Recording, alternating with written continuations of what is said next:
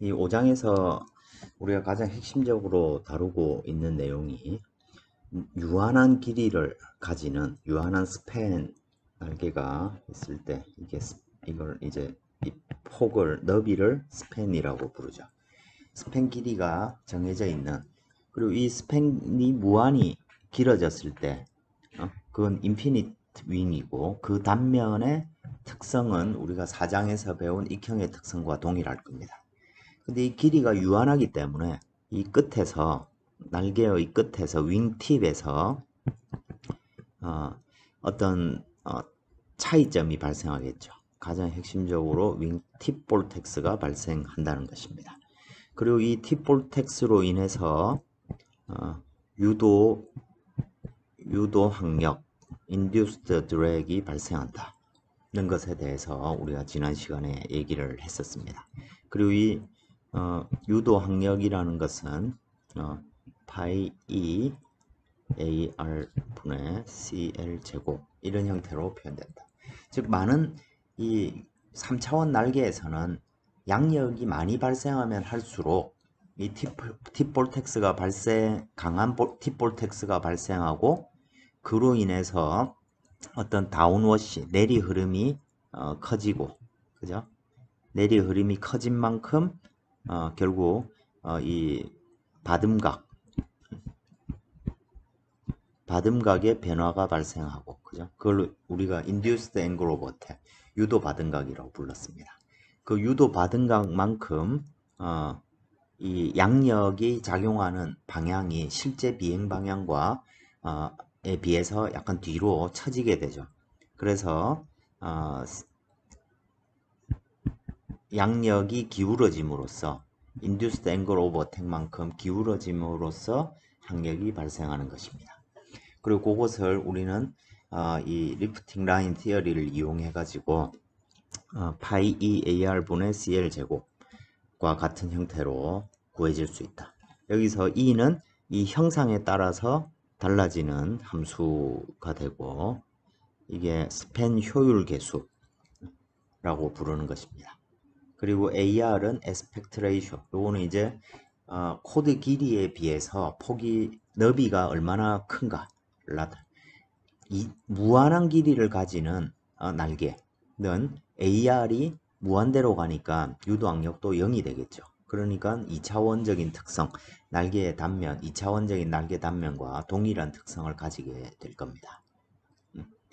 자, 이것이 이제 2장에서 다루는 가장 중요한 내용이 되겠고, 그걸 이제 우리가 증명하기 위해서 비오사바르로, 뭐 전자기학이나 물리에서 많이 다루는 것이죠. 비오사발로를 이용해 가지고 이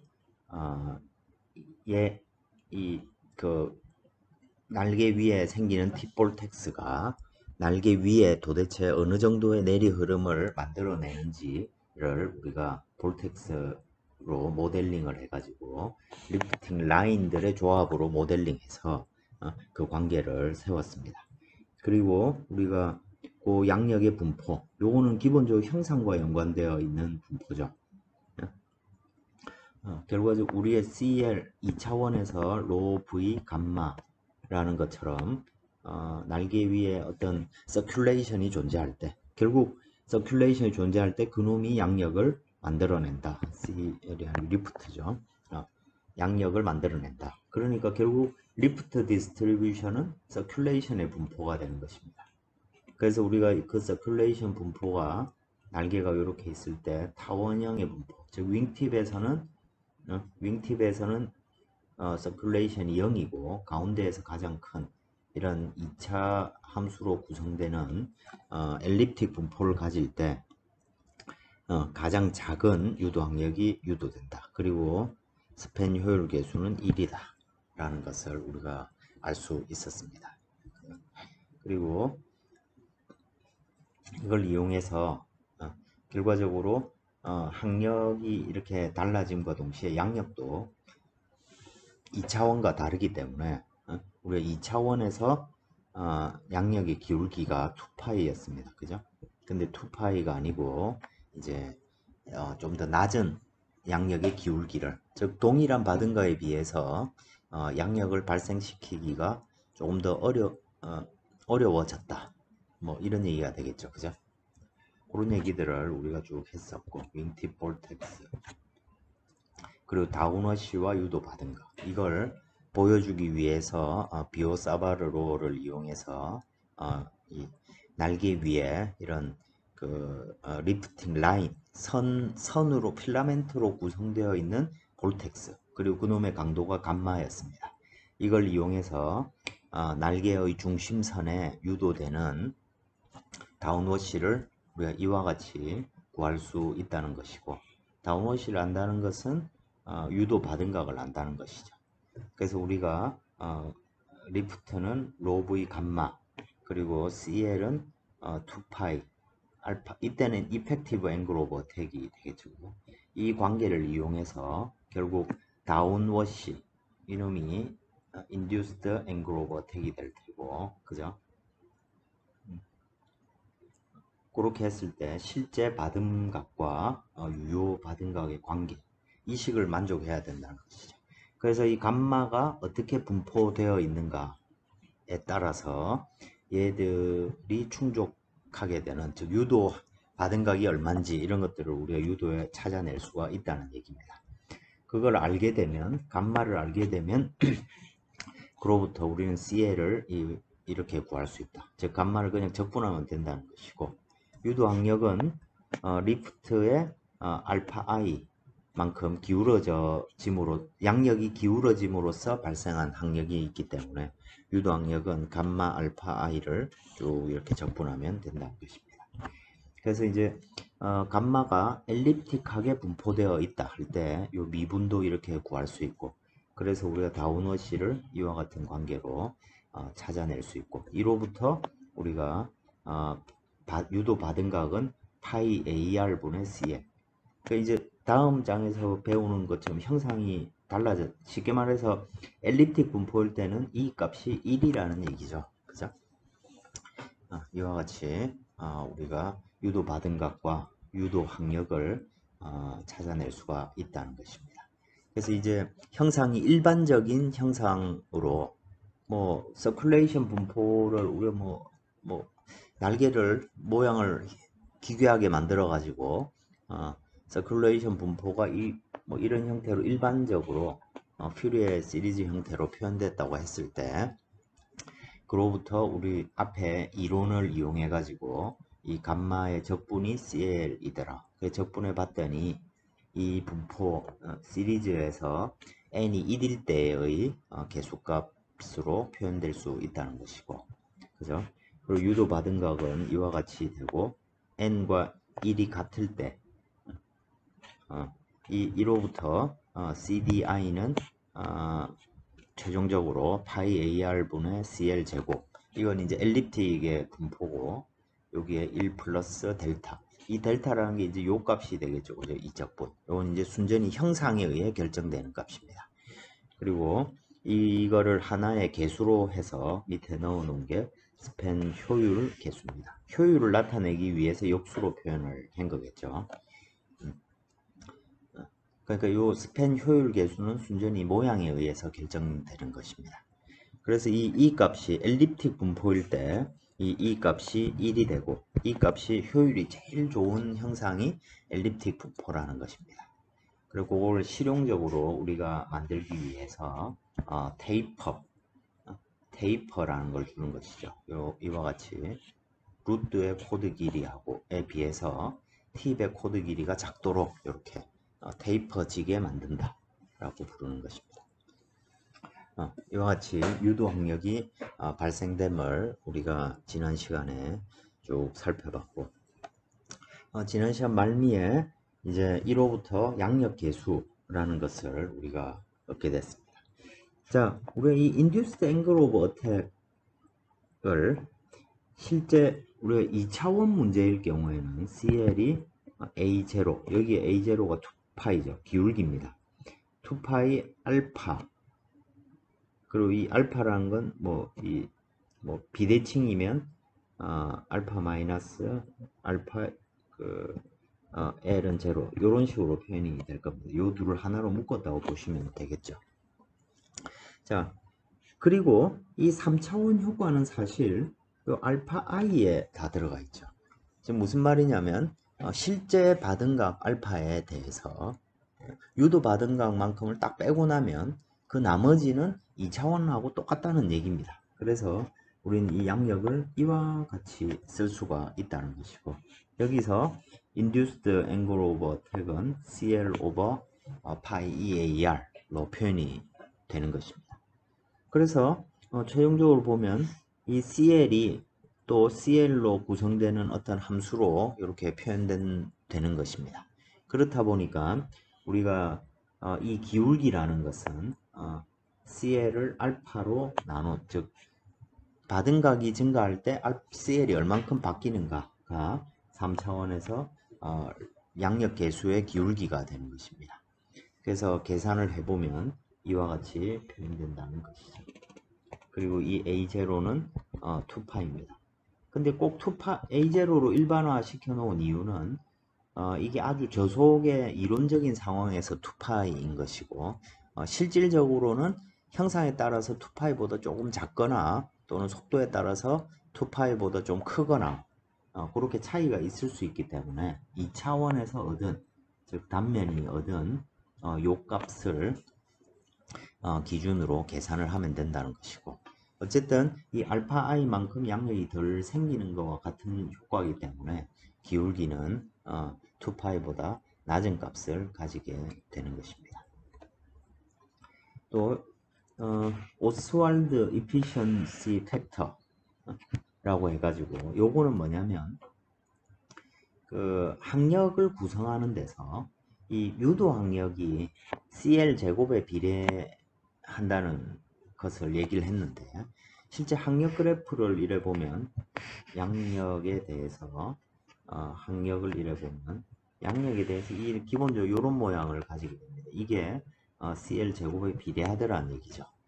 그래서 양력과 항력을 연결시키는 모든 양을 이렇게 나누어 표현한 것입니다. 그래서 이 유도 항력을 제외한 나머지 것들이 프로파일 드래그이고, 이 CD 프로파일은 파일 드래그는 사실 CD 프릭션 드래그 마찰로 인한 항력하고 압력으로 인한 항력 두 개의 합으로 표현될 것입니다. 요에 둘 다 형상에 의해서 이 날개의 모양에 의해서 둘 다 결정되는 놈들이죠. 그래서 우리가 요 놈 두 개를 합쳐서 프로파일 드래그이라고 부르는 것이고요. 그리고 요 놈 이 프로파일 드래그이 CL 제곱에 비례하니까 우리가 어떤 함수로 이렇게 표현할 수 있다는 것입니다. 즉 CD0 더하기 RCL 제곱, R은 이제 형상에 따라 다 달라지는 거예요. 어쨌든 2차 함수가 되고, CL이 0일 때의 항력 계수를 CD0, 그러니까 최소 항력 값이 되겠죠. 우리가 식을 저런 식으로 표현을 한다고 하면. 근데 실제로 많은 항공기의 항력 계수들을 이렇게 그려보면 이 2차 함수가 아닌 이런 드랙 버킷 같은 것들이, 바구니 같은 것들이 이렇게 생기는 경우들이 많습니다. 그러니까 이런 것들은 2차 함수로 표현이 안 되는 거죠. 그죠? 표현이 안 되는데 옛날에는, 그래서 최근에는 요것들을 뭐 CFD라든지 실험이라든지 그런 걸 통해서 실제로 CL 제곱의 함수로 표현하는 것이 아니고, 이런 좀 복잡한 이런 것들을 직접 계산이나 실험을 통해서 얻기 때문에 사실 이 제곱으로 근사하는 것들이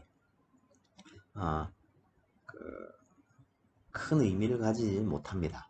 근데 뭐 대체로 이 순항하는 상태에서 받은 각이 바뀌는 경우, 그런 경우에는 이와 같이 2차 함수의 모양으로 우리가 근사를 해도 상당히 정확한 값을 얻을 수 있기 때문에 이렇게 근사를 하는 것이고, 그래서 CL과 무관한 놈, 이게 이제 최소 항력이 되고, CL과 연관되어 있는 요 놈을 이렇게 하나로 묶어 가지고 식을 표현을 한 겁니다.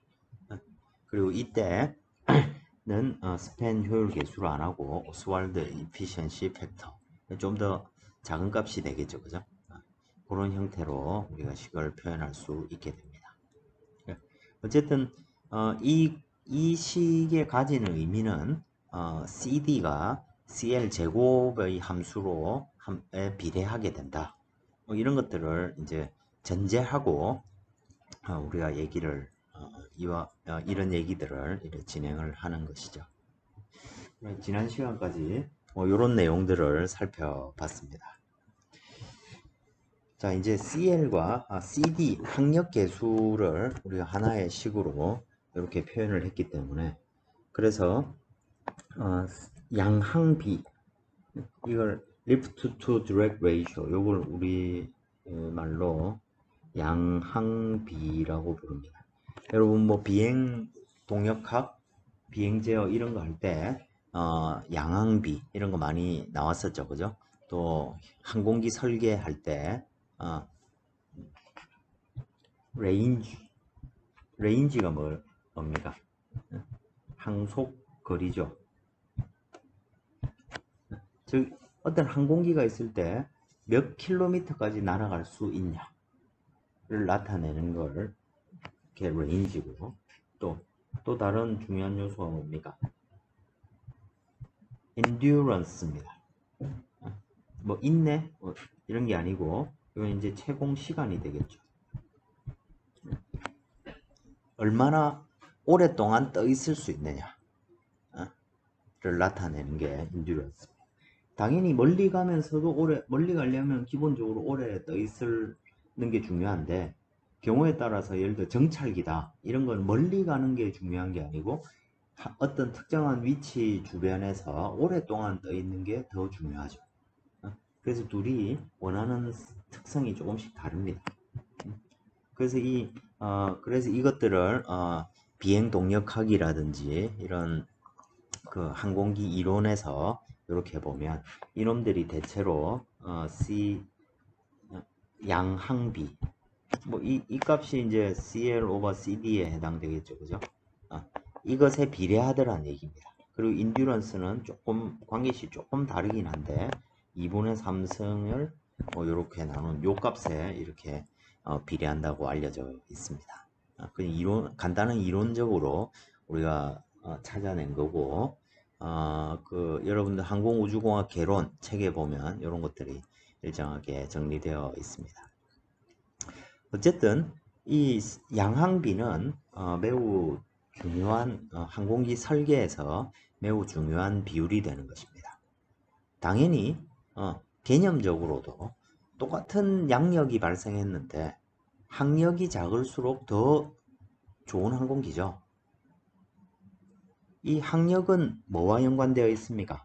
자, 어떤 항공기가 어떤 일정한 속도로 날아가고 있습니다. 이때 여기에선 끊임없이 어떤 엔진이 추진력을 만들어내고 있죠, 그죠?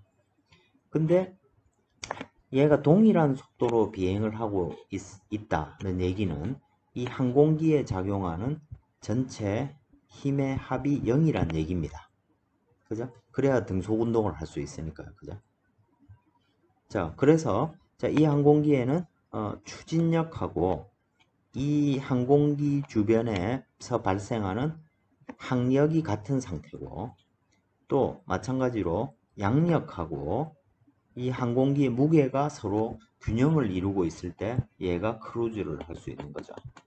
순항을 할 수 있다는 얘기입니다. 자, 그 다음에 이 항공기가 이 상태에서 이 엔진을 이용해 가지고 만들어내는 파워는 어느 정도 될까요? 파워는 단위 시간당 한 1이죠. 쉽게 말해서 단위 시간당 필요한 에너지와 같은 겁니다. 파워는 어떻게 계산합니까? 그놈의 파워는 추진력 곱하기 속도입니다. 그렇죠? 자, 이 항공기는 추진력 T를 발생해 가지고 항력을 이기기 위해서 추진력 T를 발생해서 어떤 거리만큼 움직였습니다. 그게 한 일이죠.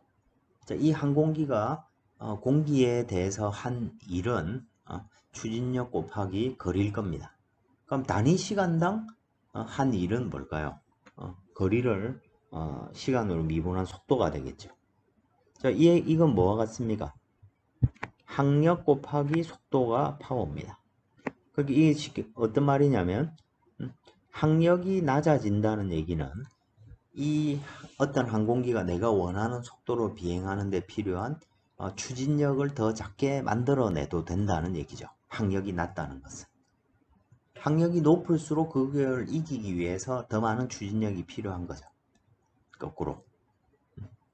그러니까 항력이 낮으면 쉽게 말해서 이 운동 상태를 유지하기 위해서 필요한 에너지의 양이 줄어든다는 것입니다. 그건 무슨 말입니까? 연료 소모가 작아진다는 얘기입니다. 연료가 작게 든다는 얘기입니다. 그죠? 연료가 작게 들면 기름값도 이 항공기 운영에 필요한 원가도 많이 줄어들 수가 있겠죠. 그죠? 그래서 연료 소모량이 줄기 때문에 결과적으로는 더 많은 거리를 갈 수 있고 더 오랜 시간 동안 더 있을 수 있다는 것입니다.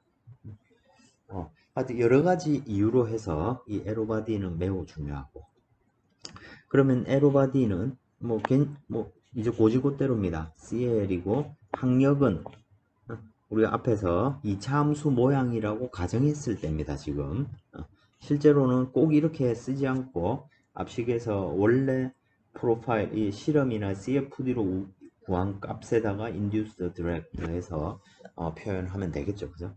근데 그래서 여기에는 EOS로 표현되어 있습니다. 어쨌든 CD는 최소 형상이 가지는 최소의 항력값에다가 유도 항력이 더해져 있는 형태로 표현이 됐습니다. 그래서 이 그림 보면 이건 기본적으로 이런 모양이죠. A 더하기 bx 제곱분의 x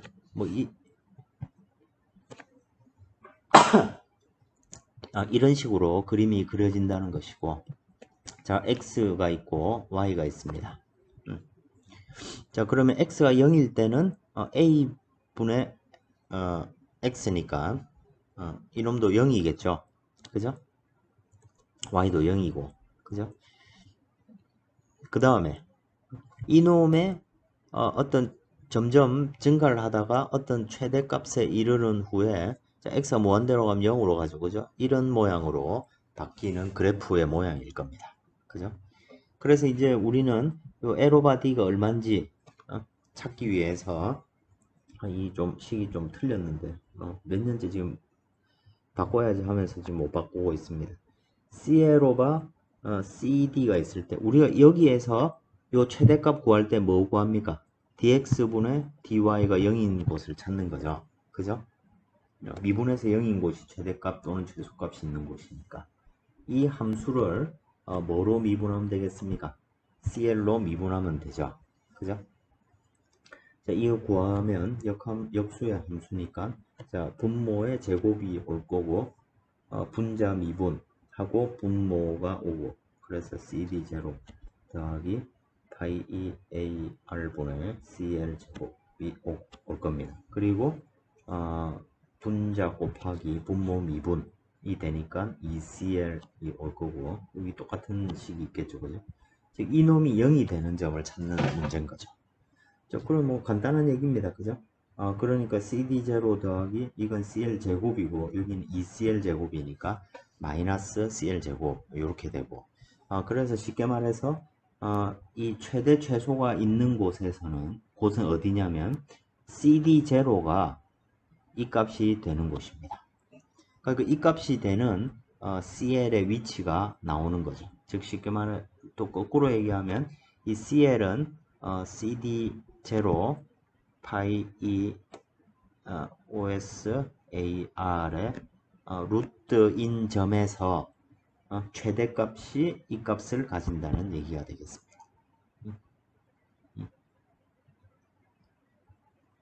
자, 이 값이 왜 중요하냐면, 자, 항공기가 자기의 임무를 수행하기 위해서 날 때 가장 많은 시간을 들이고 가장 오랜 기간 동안 운용되는 구간은 등속 운동하는 기간입니다. 뭐 큰 민항기가 날아간다. 그럼 처음에는 이륙해가지고 내가 원하는 고도까지 이렇게 쭉 자세를 바꿔가면서 딱 올라갑니다. 그죠? 그러면 이제 안전벨트 풀어도 된다는 사인 나오죠. 그죠?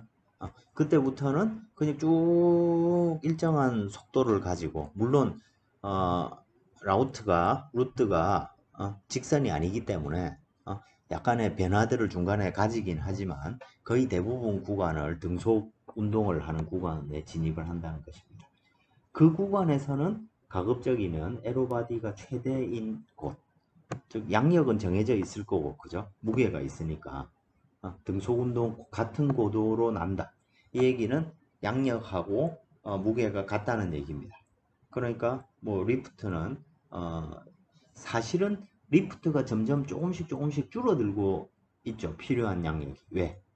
연료를 계속 태워 가지고 거기서부터 무게가 조금씩 줄기 때문에 무게가 조금씩 줄기 때문에 양력도 조금씩 줄 텐데 그걸 실제로는 다 같이 고려할 수도 있지만 어쨌든 기본적인 요지는 에로바디가 최대인 구간을 비행하도록 만드는 것입니다. 그냥. 자, 그래서 우리 요 값이 이렇게 즉 이 값이 충족되도록 이런 조건에서 비행을 하는 것이고, 그럼 이 값을 놓고 보면 자, 어쨌든 그 위치와 그 위치에서 CLCD 값은 루트 파이 E AR CD 제로 E CD 제로 이렇게 얻어진다는 것입니다. 그러면 즉 최대값이 발생하는 곳에서 가급적이면 이 값이 크면 클수록 좋겠죠. 여기서 CL 오버 CD고 양항비고 이게 CL입니다. 그럼 그래프가 요것보다 요게 더 나은 거죠. 요 구간에서 날면 에로바디가 더 큰 값을 가진다는 거죠. 그죠? 그럼 이 값을 크게 만들려면 어떻게 해야 될까요? 당연하게도 EOS는 크면 좋겠고, 그죠? 그 다음에 에스펙트 레이쇼도 크면 좋다는 거죠. 양항비를 크게 만드는데 가로 세로비를 크게 할수록 양항비도 좋아진다 라는 것입니다. 그래서 성능을 위해서 가급적이면 긴 날개가 더 좋다는 의미가 되기도 합니다. 그 다음에 하나의 팩터는 CD0입니다. CD0 뭡니까? 항공기가 가진 최소의 항력입니다. 항공기가 가지는 최소의 항력, 요건 이제 형상이 만들어내는 항력이 되겠죠. 순전히 형상이 만들어내는 최소의 항력가. 그러니까 이걸 낮게 하기 위해서는 전면에서 바라봤을 때 가급적이면 단면의 면적이 작아야 되겠죠. 날렵한 모양이 되려면 앞이 뭉툭하거나 그러면 잘 날기가 어렵겠죠. 자, 순전히, 그리고 이 기본적으로 요 세 요소는 사실상 형상이 결정하는 요소가 됩니다. 이 스팬 효율 계수도 이게 형상이 엘립틱이냐, 삼각형이냐, 사각형이냐, 뭐 이런 것들에 의해서 결정되는 것이고, 에스펙트 레이쇼도 날개의 길이에 의해 결정되는 값이고, CD0도 동체의 앞부분 모양이 어떻게 되어 있느냐, 엔진이 엔진의 단면적이 너무 커가지고 얘는 항력이 된다. 뭐 이런 것들에 의해서 결정되는 값이기 때문에 그래서 이 양항 성능을 높이는 데는 우리가 대체로 보면 요 세 가지 요소, 3차원적인 요소뿐만 아니고 어떤 항공기가 이렇게 있을 때 이 항공기의 항력을 줄이기 위해서, 형상 항력을 줄이기 위해서 그래서 꼭 바듬각이 쫙 바뀌는 이런 것보다도 항력이 가장 작을 바듬각, 통상적으로 0도입니다. 그럼 0도에서의 항력값을 최대한 낮추기 위해서 노력을 하는 것이죠. 그런 의미에서 한번 보겠습니다.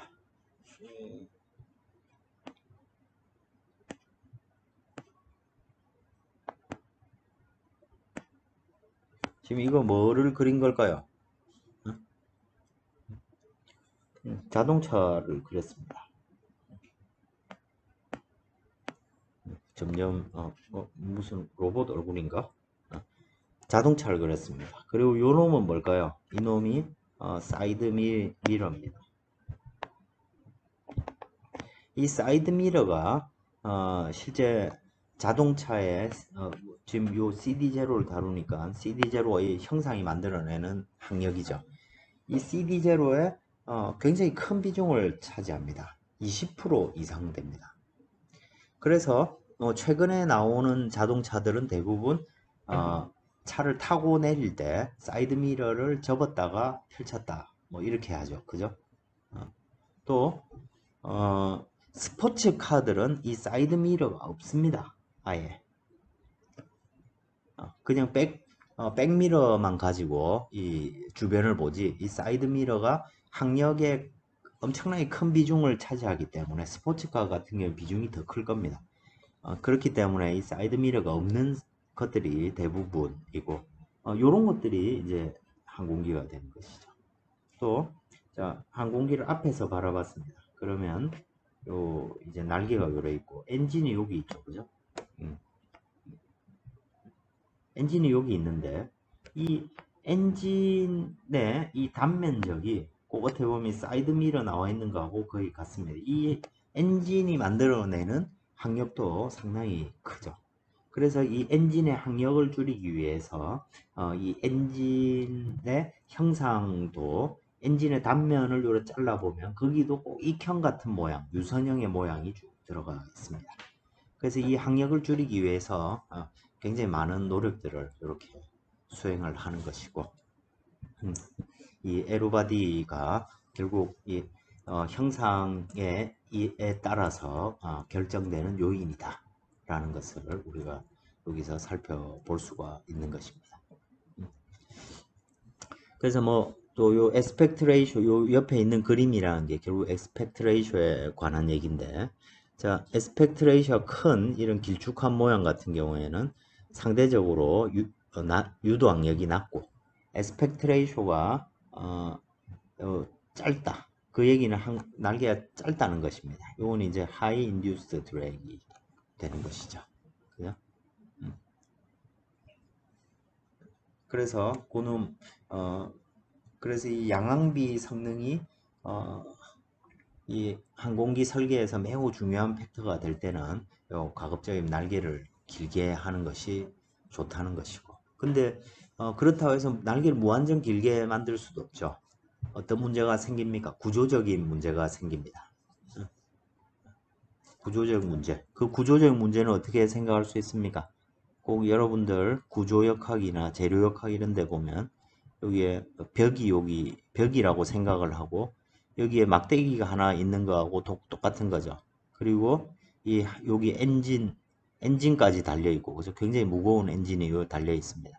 그 얘기는 이 막대기에 밑으로 당기는 어떤 힘이 작용한다는 것이고 그러면 요 결합되는 부위에 큰 밴딩 모멘트가 작용한다는 겁니다.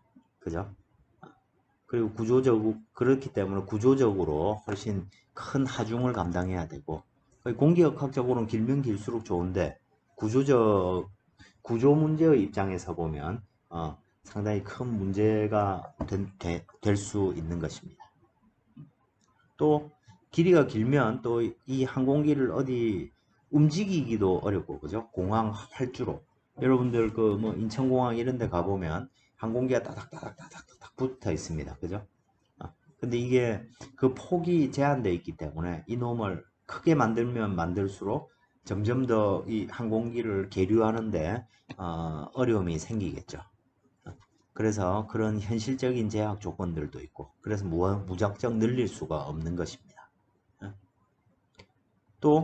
그럼 또 다른 생각으로 그러면 스팬 길이를 에스펙트 레이쇼를 크게 하는 방법은 또 어떤 게 있습니까? 스팬 길이가 줄어들 때 코드 길이도 같이 줄어들면 되죠.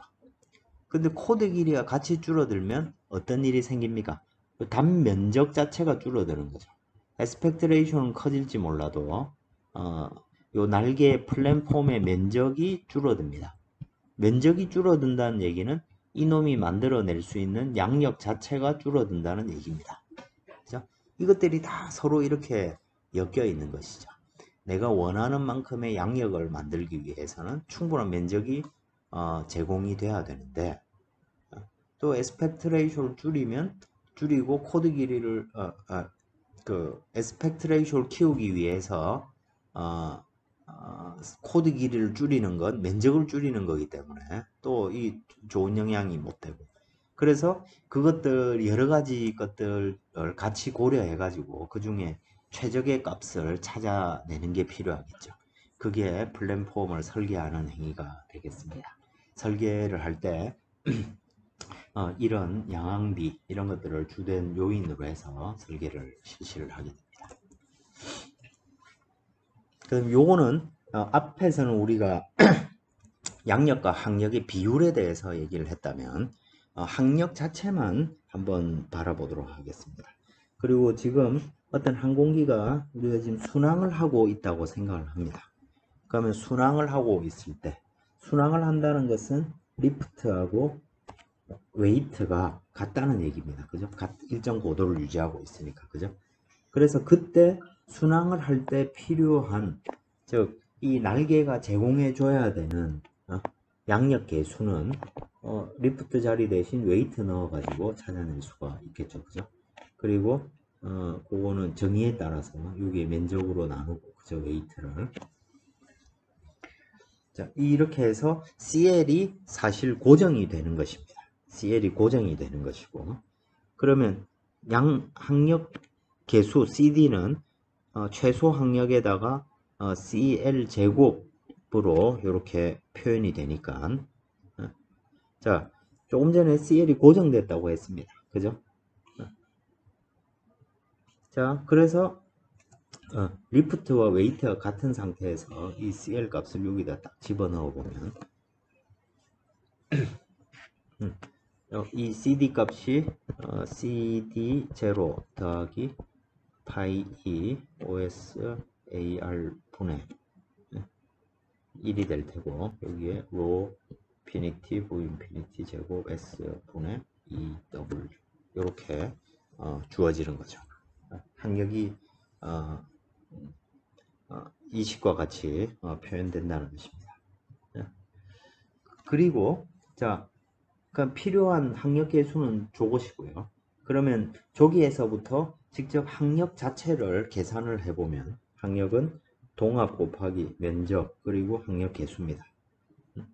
그래서 자, 2분의 1 로v 제곱 s가 있고 cd0는 상수로 주어질 거고 파이 EOS AR 분의 1 로v 제곱 s 분의 2w 제곱 이놈의 제곱이죠.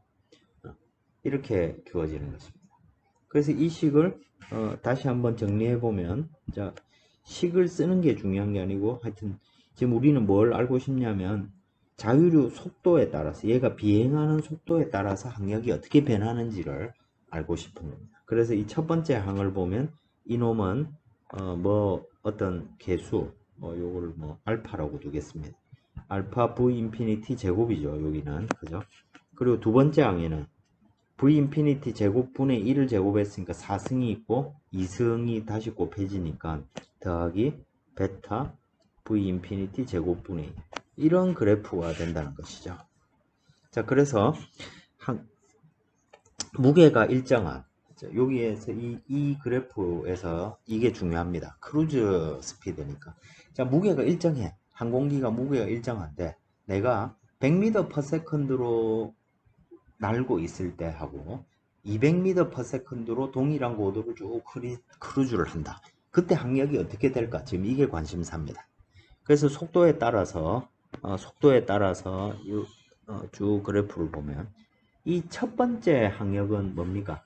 첫 번째 알파 v 인피니티 제곱은 CD0로 주어진 값이죠. 그죠?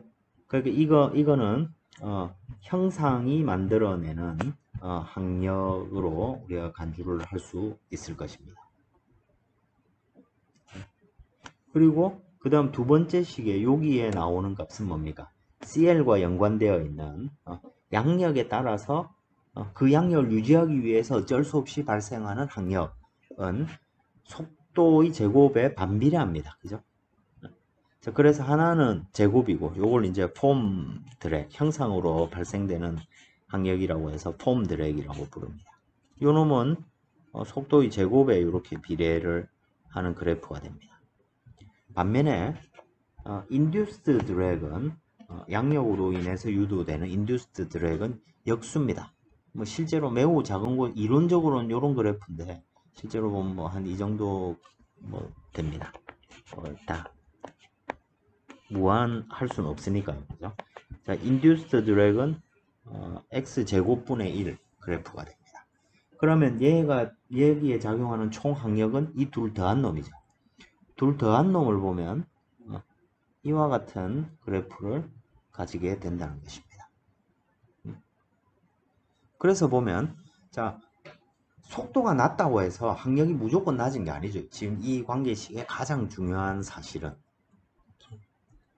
우리는 속도가 그냥 빨라지면 속도가 빨라지면 질수록 동압이 커지니까 항력이 계속 커질 거다라고 생각을 하는데 실제 3차원 항공기에는 속도가 낮을 때는 유도항력이 매우 큰 거죠. 유도항력이 매우 커가지고 그 양력을 유지하기 위해서 쉽게 말해서 뭐 이런 의미이기도 합니다. 무게는 일정한데 속도가 낮으면 CL 값이 매우 큰 값을 가져야 되죠. CL을 매우 크게 만들려면 바등각을 아주 상당히 크게 만들어야 된다는 얘기입니다. 그럼 바등각이 이렇게 커지면 거기서부터 유도되는 유도 항력이 엄청나게 커지는 거죠. 그죠? 그래서 여기서는 이제 그 유도 항력이 매우 큰데 속도가 점점 빨라질수록 이제 유도 항력으로 인한 영향은 즉 동압 자체가 커지니까 CL 값을 작은 값을 점점 가지게 되겠죠. 그죠? 자, 그래서 CL의 분포를 놓고 보면 똑같은 항공기에서 CL의 분포는 요 그래프죠. 그죠? CL의 분포도 이렇게 점점점 낮은 값을 가지게 됩니다. CL도. 즉, 그 무게를 감당하기 위해 동압이 크기 때문에 그 개수는 작아도 되는 거죠. 그러니까 유도항력은 줄어드는 것이고 반면에 요 형상이 만들어내는 요 같은 경우에는 이제 말 그대로 동압에 비례하는 항력을 만들어내게 되는 것이죠. 그래서 우리가 고속 항공기는 사실 이 유도 항력이 그렇게 순항만 놓고 보면 그렇게 크게 중요하지가 않습니다. 그래서 전투기라든지 아니면 하여튼 고속의 항공기들은 꼭 요 스팬 길이를 길게 굳이 하는 게 중요한 고려 사항이 되지는 않습니다. 근데 인력 항공기라든지 경비행기 같은 경우는 속도가 상당히 낮습니다. 속도가 상당히 낮으니까 그런 놈들은 오히려 이 유도 항력을 줄이는 게 중요하고 그렇기 때문에 특히 인력 항공기, 경비행기 이런 놈들이 그리고 천천히 날아가는 어떤 여러분들 그 미국의 이름이 헬리오스인가 해서 뭐 태양광 거의 뭐 날개 아주 긴 날개 하나가 그냥 뭐 항공기 하나입니다. 장기 채공 오래 떠 있으면서 태양광을 받으면서 이제 에너지를 얻는 그런 것들은 거의 매우 긴 에스펙트 레이쇼를 갖고 있죠. 그죠? 그런 것들로 인해서 요약하면 매우 중요한 사실입니다. 그래서 총 항력, 즉 항공기의 형상에 따라서 뭐 EOS도 달라지고 에스펙트 레이쇼도 달라지고 그죠? 자, CD0도 달라질 겁니다. 그거에 따라서 값들은 약간씩 달라질 거지만 어쨌든 항력이 최소가 되는 어떤 에어 스피드가 있다는 얘기입니다. 자, 똑같은 양력인데 똑같은 양력으로 비행을 하고 있는데 항력이 최소가 된다. 그 얘기는 에로바디가 최대가 된다는 얘기죠. 그죠? 에로바디의 맥시멈 지점이 요 지점이란 얘기입니다. 쉽게 말해서. 양력이 일정하다고 했을 때, 그죠?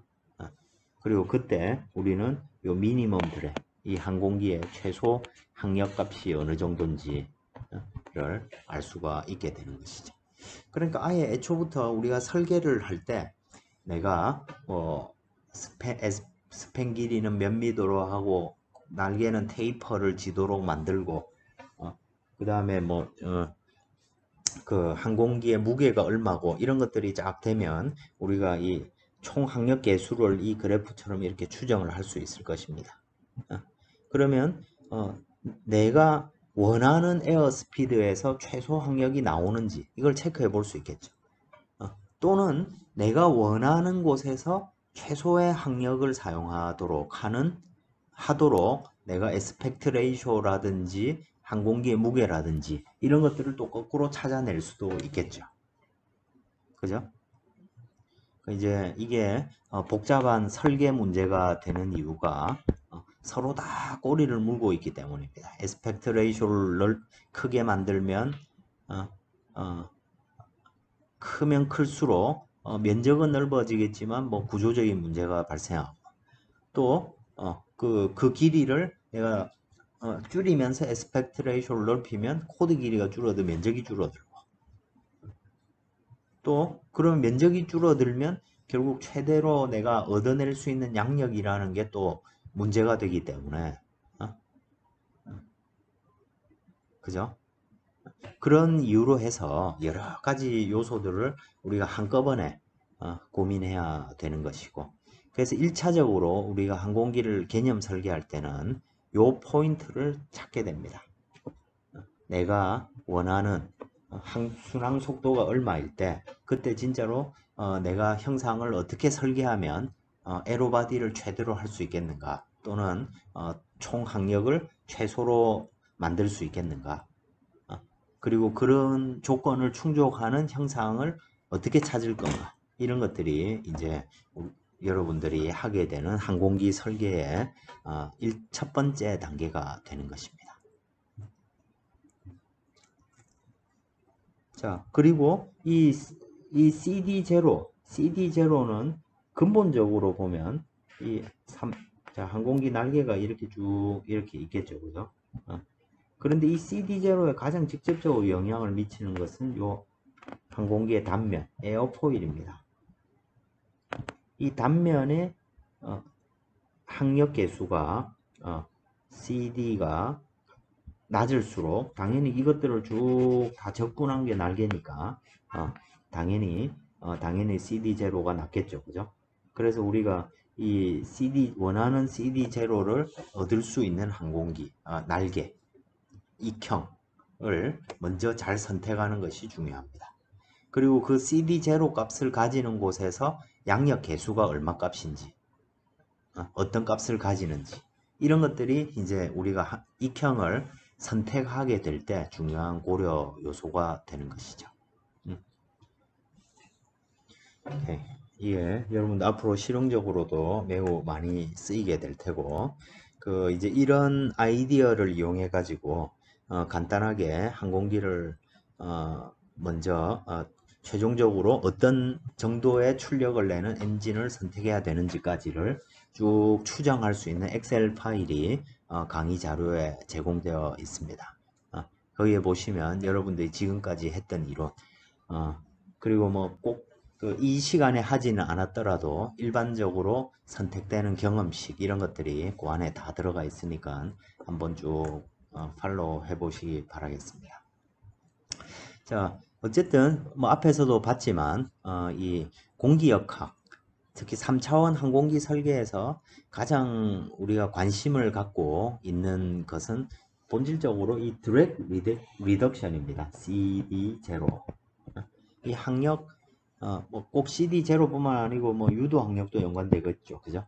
자, 항력을 이렇게 낮추는 게 매우 중요한 요소인데 그렇게 하기 위해서 몇 가지 방법들이 있는데 대표적인 방법이 유선형 모양을 만드는 것입니다. 자, 이 그래프는 이 두께의 효과입니다. 지금 D/L이라는 것, 이 길이가 정해져 있을 때 두께가 두꺼워질수록 어떻게 되는지 우리 앞에서 두께의 효과에 대해서 얘기를 했습니다. 이 두께가 항력에 미치는 영향 이걸 보면 항력이 프레셔 드랙하고 프릭션 드랙입니다.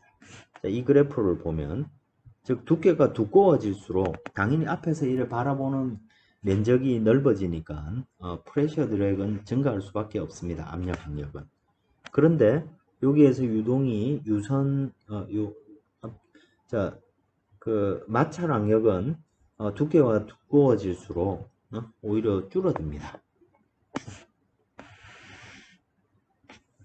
표면 마찰력은 유동이 가속화되고 그런 효과로 인해서 표면 마찰 항력은 오히려 줄어들게 됩니다. 그런데 이 세부적인 사항의 결론으로서 익형도 토탈 드랙 이 둘의 합을 보면 최적의 두께가 존재한다는 것입니다. 총 항력이 중요한 거니까 어쨌든 그죠? 근데 이제 아주 저속에 대해서 지금 이 아주 이상적인 상태에서 설계를 한 건데 그러니까 여기에 보시면 대략 한 25% 정도 되는 거죠. 25% 두께 정도에서 이 항력 계수가 가장 낮은 값을 가지게 됩니다. 근데 이게 꼭 무조건 요 항력 계수 입장에서 보면 조지점이 가장 좋을지 몰라도 우리가 앞에서 했듯이 지금 이 익형이 제공해야 되는 게 꼭 낮은 항력뿐만 아니고 CL max 같은 것도 매우 중요하죠. 그죠? 그런 입장에서 보면 대략적으로 15%에서 한 20%, 25% 정도 되는 요 정도 두께가 대부분 사용되는 항공 CL max의 입장에서는 한 15에서 20 정도가 되는 것이죠. 대칭 익형일 때만 이렇다는 것이고 또 이게 캠버가 있고 이러면 또 다른 얘기이기 때문에 요 숫자 값에는 너무 큰 의미를 두지 않기를 바라겠습니다.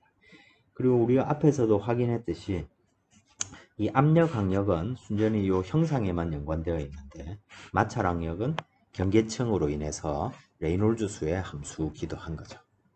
자, 어쨌든 자, 항공기를 이렇게 유선화 해가지고 얄싹한 특정한 두께를 가지도록 앞이 볼록하도록 석션 프레셔 이런 걸 이용하기 위해서 앞을 이렇게 익형으로 만들고 즉 유선처럼 물고기 모양처럼 이렇게 만드는 행위가 결국에는 전체적으로 항력을 낮추는 데 기여할 수 있다. 유선화는 인듀스드 드랙보다는 요 형상 항력에 연관되어 있죠. 그죠? 그래서 유선화를 통해서 앞쪽 단면적의 면적을 전체적으로 줄이게 되면 압력 항력이 줄어드는 것이고 반면에 wetted surface area 쉽게 말해서 그 표면을 지나는 면의 면적이 넓어지는 것이죠. 그죠? 그렇게 되면 마찰 항력이 증가하게 된다. 그래서 그 둘의 합으로서 항력이 줄어든다. 요거는 인듀스드 드랙과 연관되는 놈입니다. 윙렛입니다. 독수리 날개 요걸 보면 요 끝이 요렇게 착착착 갈라져 있습니다. 그죠? 이게 왜 갈라져 있느냐? 만약에 저렇게 갈라져 있지 않고 다 붙어 있는 모양이라면 거기에서 윙팁 볼텍스가 이렇게 강력한 윙팁 볼텍스가 생기게 될 겁니다. 그리고 그 윙팁 볼텍스가 강해질수록 발생하는 소음은 그 강도의 제곱에 비례해서 발생합니다. 근데 독수리는 진짜 조용하게 날아오죠. 그죠? 진짜 조용하게 날아온 이유는 뭐냐면 여기 크게 생겨야 되는 윙팁 볼텍스를 이렇게 끝을 막 분산시켜 놓음으로 해가지고 작은 놈으로 이렇게 분쇄를 해서 발생시키는 것이죠. 그래서 윙팁 볼텍스가 강도가 낮아지니까 소음도 급격하게 낮아지는 것이고 그게 큰 도움이 되더라는 얘기입니다. 생존에. 자, 이런 게 기본적으로 이런 윙렛의 효과가 되고 그래서 요 밑에 보시면 여기에 어떤 엔드 플레이트 날개 끝에다가 어떤 판때기 하나를 이렇게 붙입니다. 이렇게 붙여서 요 날개 표면에서 표면에 가까운 곳에서 생겨야 될 볼텍스를 요 위쪽으로 보내 가지고 좀 먼 곳에서 생기도록 만드는 것입니다. 또 한편으로 요 날개 끝에서 생기는 볼텍스는 이 안쪽으로 영향을 미치지 못하게 막아주는 역할도 하는 것이죠. 자, 이런 장치를 우리가 윙렛이라고 부릅니다. 윙렛이라고 부릅니다. 이것도 이제 두 가지 효과가 있는 것이죠. 하나는 윙팁 볼텍스를 약하게 만들어 가지고 인듀스드 드래그를 줄이는 겁니다. 근데 반면에 이 면적이 전체 단면적 자체는 증가를 했죠. 그러니까 마찰이 작용하는 웨티드 서피스 에리어 면적은 증가하게 되는 것이죠. 그리고 프릭션 항력은 증가하게 됩니다. 마찰 항력은. 그런데 인듀스드 드래그가 줄어드는 게 마찰 항력 증가한 것보다 더 큰 거죠. 그래서 총 항력을 낮추는 데 기여하게 되는 것입니다. 대체적으로 보면 저 윙렛이 한 2~3% 정도 전체 항력을 낮추는데 기여하는 것으로 알려져 있습니다. 또 저게 있으면 뭔가 또 있어 보이기도 하죠, 그죠? 또 뭐 이게 다 그런 건 아닌데 이 경항공기급의 통상적인 경항공기급들의 저 윙렛 효과를 이래 여러 가지 면에서 검토를 해보면 사실 안 붙이는 게 붙이나 안 붙이나 효과는 똑같습니다. 그러니까 실질적인 효과가 별로 없다는 얘기입니다. 비용이라든지 기타 뭐 여러 가지 요인들을 이렇게 생각을 해보면 그게 큰 메리트가 없습니다.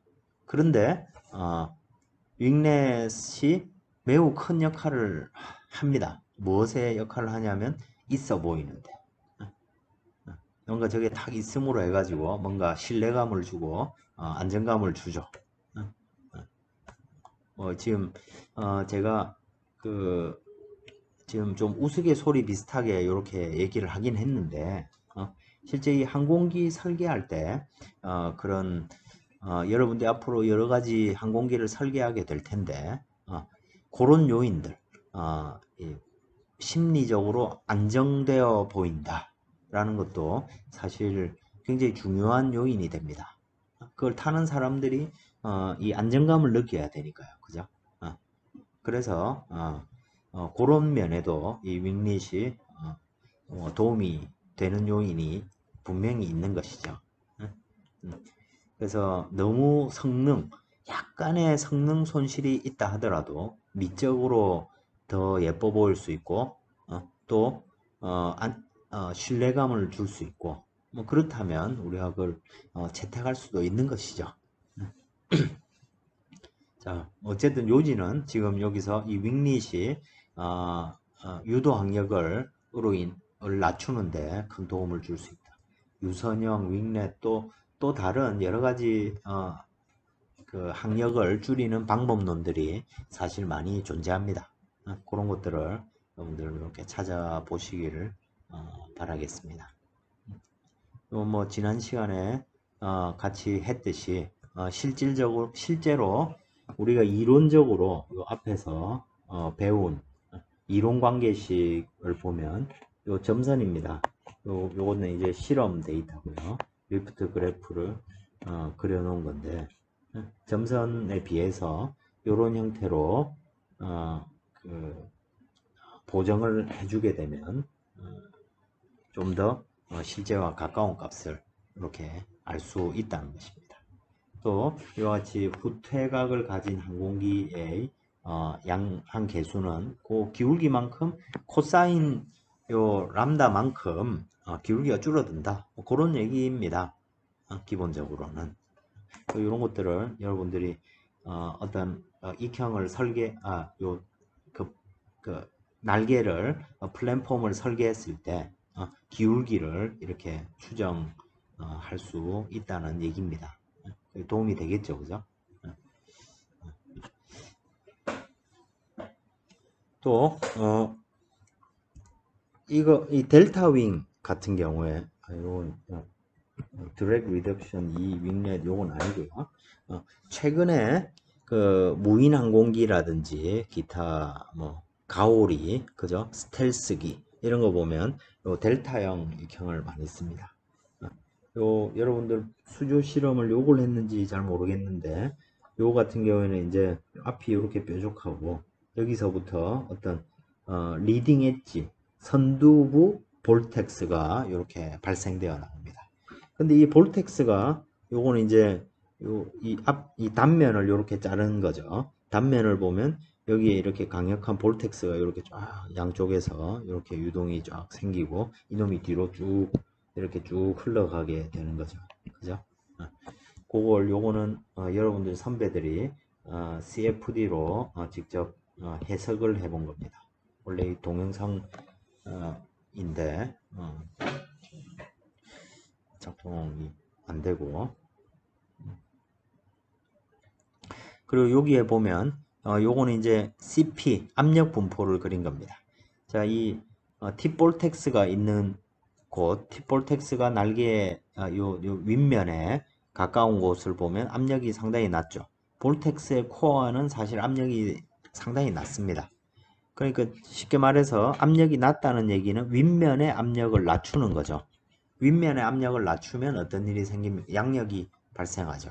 그래서 볼텍스가 생기는 게 무조건 안 좋은 게 아니고, 이와 같이 추가적인 양력을 얻는데 델타 윙이 도움을 줄 수가 있습니다. 그래서 이렇게 보면 실제로 요 삼각 날개 기울기 각도 한 70도 정도 되면 이놈의 요 알파에 따른 CL 그래프를 보면 사실 우리 그냥 일반적인 항공기는 10몇 도 근처입니다.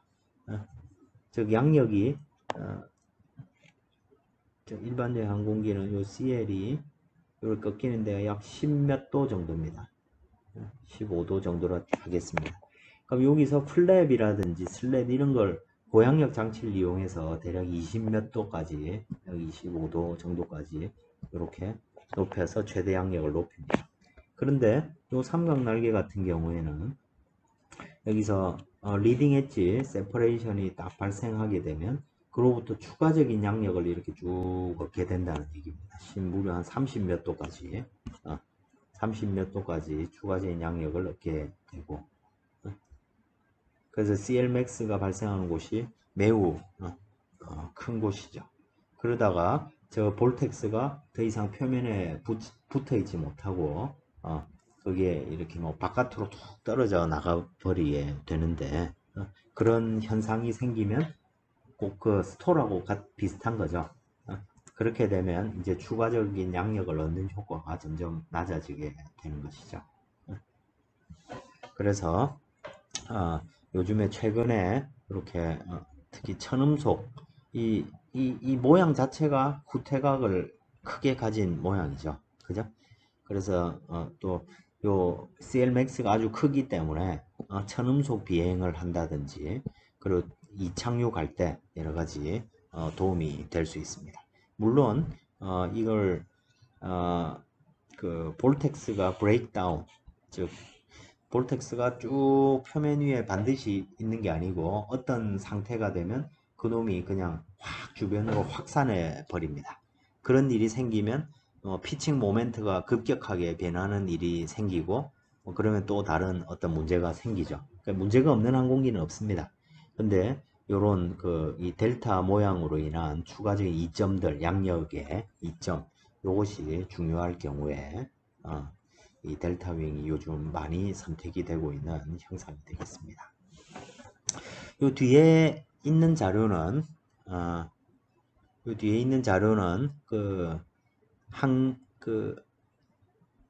CFD를 이용해 가지고 이 3차원 항공기의 항력을 예측해 본 결과입니다.